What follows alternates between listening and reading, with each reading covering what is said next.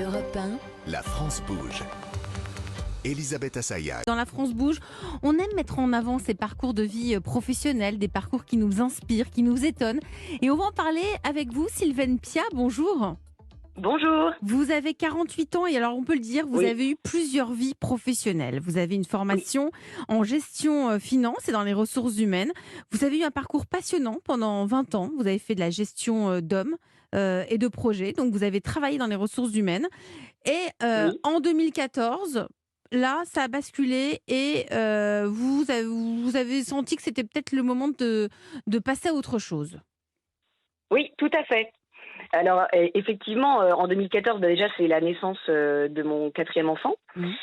Et j'étais encore en entreprise, comme d'habitude, en ressources humaines, où je maîtrisais totalement mon sujet. J'étais dans une zone de confort total.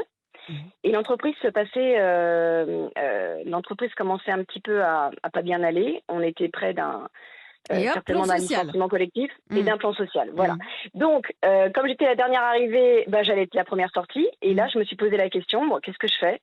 Est-ce que je recommence encore la même chose dans une autre entreprise ou est-ce que je change complètement de vie? Et j'ai pas eu besoin de me poser longtemps la question puisqu'en fait, on avait un projet familial qui a démarré au même moment et qui devait se passer très bien, très facilement, avec plein de gens qui s'occupent à ma place de ce projet qui était juste de détruire une maison pour construire un immeuble. Ok, donc le projet, c'était un petit projet familial. Voilà, tout simplement. Voilà. Faisons simple, faisons très simple. Et donc, ça devait très bien se passer, c'est ce qu'on m'avait dit. Et ça ne s'est pas du tout passé comme on le croyait. Et du coup, en fait, dès la première semaine, j'ai dû carrément revêtir le costume de chef de chantier, sachant que je ne suis absolument pas manuelle.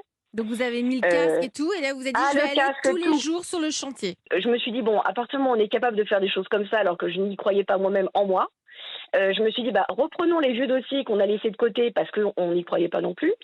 Et j'ai remis à jour toute la partie créativité. Qui était enfouie. Souvent, notre partie créative, elle est enfouie. Et là, c'était le moment de la faire sortir. Voilà.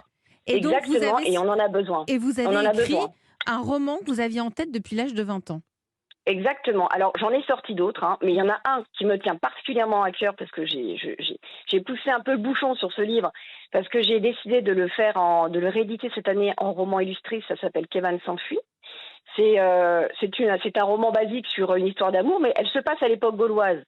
Je me suis dit que pour les enfants, ça pouvait être sympa d'avoir un livre qui parle autre chose que de dragons, même si j'ai rien contre les dragons. Ouais, attention, on a Madame Glénat. Non, mais j'adore les dragons, personnellement. Si je pouvais en adopter un, je ferais. Mais je me suis dit, bon, allez, on va mettre un petit peu d'histoire parce que je trouve que c'est quelque chose qui manque beaucoup dans l'éducation actuelle. C'est que les enfants lisent et s'intéressent à l'histoire. Et aujourd'hui, vous êtes heureuse. Quels conseils pourriez-vous donner à des auditeurs, des auditrices qui ont envie aussi de changer de vie professionnelle ? Alors déjà, il faut pas avoir peur et puis il faut surtout pas avoir peur d'avoir une grande flexibilité parce que la différence entre le monde salarié et le monde où on est à son compte, parce que clairement je suis à mon compte maintenant en tant que gérante d'une entreprise, c'est la grande flexibilité et vous êtes en première ligne. Et voilà, c'est ça la France bouge. On recrute, on a des reconversions professionnelles, on ose surtout. C'est ce que l'on retiendra de cette France bouge.